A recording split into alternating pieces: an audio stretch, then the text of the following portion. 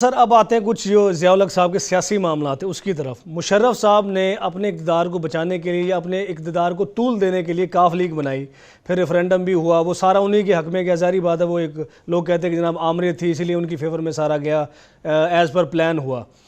तो ज़िया-उल-हक़ साहब के बारे में ये कहा जाता है कि उन्होंने चूँकि ऐलान किया कि 90 दिन के अंदर इंतखाबात करा देंगे, फिर वो अपने वादे से फिर गए। उन्होंने इक़्तिदार को तूल देने के लिए कोई ऐसा बंदा सामने लेके आना था जो उनकी जी हजूरी भी करे और उनके इक़्तिदार को तूल देने में मदद भी करे। वो बंदा था नवाज शरीफ और शरीफ फैमिली के लोग। क्या लगता है कि ऐसे कौन से सुरखाब के पर लगे थे मियाँ नवाज शरीफ में या शहबाज शरीफ साहब में कि जनाब उनको आगे लेके आया गया बतौर सियासतदान, और आज उनके बारे में कहा यह जा रहा है कि वो मुल्क को लूट के खा गए हैं, इदारों को तबाह कर दिया है। क्या कहेंगे सर इस हवाले से? देखें, ये बातें करना तो बड़ा सिंपल है।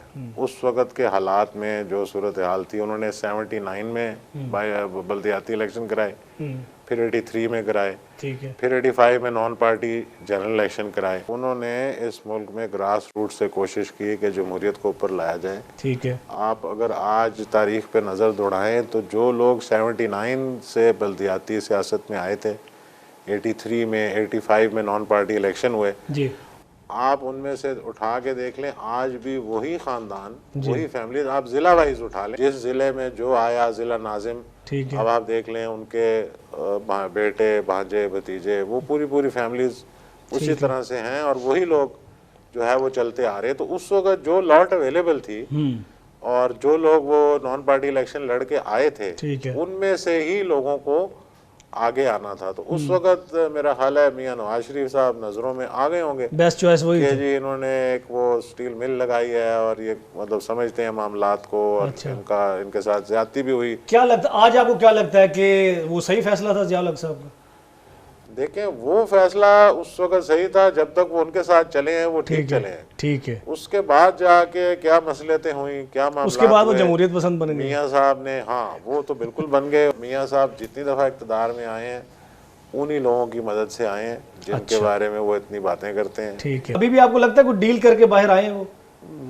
डील करके नहीं भी आए तो वो पहले अपने मामलात जो कानूनी हैं और जो उन पे इल्ज़ामात हैं करप्शन के हवाले से या दूसरे, अगर वो क्लियर कर लेते हैं तो उनको किसने रोका है। बहुत सारे नाम आए थे पनामा में, बहुत सारे नाम आजकल आप सुन रहे हैं, मीडिया के थ्रू ही हम सुन रहे हैं, जो करप्शन में जिनके खिलाफ बड़े बड़े स्कैंडल्स हैं, हर सूबे में हैं। तो अब ये सिस्टम एक चल गया। हाँ, उसमें अगर शुरुआत मियाँ नवाज शरीफ से हो गई है तो मेरा हाल ये भी अच्छी बात है कि जो बंदा इस वक्त इक़्तिदार में इतना अरसा रहा है, पहले उसके साथ पूछा जाए। वो बैठे थे अपने मतलब ऑफिस में या घर में, तो कुछ दो कवाल आए थे दरवाजे पे, वो क्या वाकया था सर, कोई बता सकते? वो किसी ने शरारत की थी।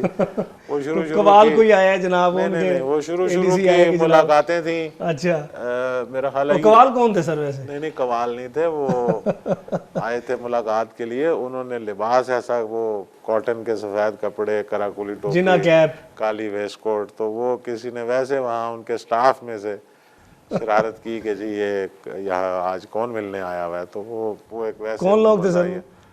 वो सियासतदान ही थे, छोड़े अब आप कर्जा रहने दें। भुट्टो साहब की जो फांसी थी उसके बारे में आप क्या कहेंगे? कुछ लोग कहते हैं ये अदालती कत्ल था, ज़िया-उल-हक़ साहब ने अमेरिका की इमा पर, उनकी शह पर जनाब ये काम किया, फिर वो खुद ही अमेरिका का शिकार हो गए।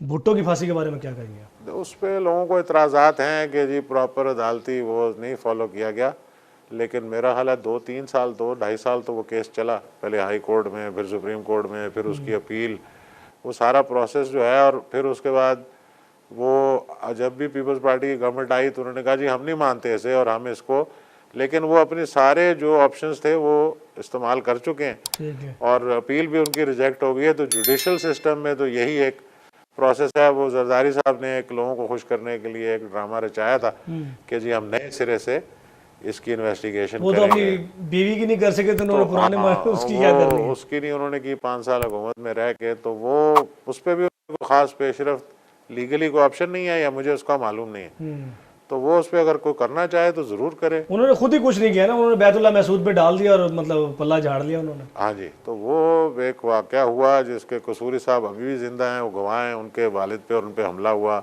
पीछे जिसने ऑर्डर दिए, कोर्ट ने सज़ा दी, उसके ऊपर जो लॉयर्स हैं और जुडिशरी से रिलेटेड लोग वो डिबेट कर सकते हैं ठीक है। कि उसमें क्या खामियां थी, क्या अच्छा था, क्या बुरा था, लेकिन वो एक प्रोसेस फॉलो हुआ और उन्हें सज़ा हुई हाई कोर्ट से, सुप्रीम कोर्ट से, और फिर उस पर इम्प्लीमेंटेशन हुई।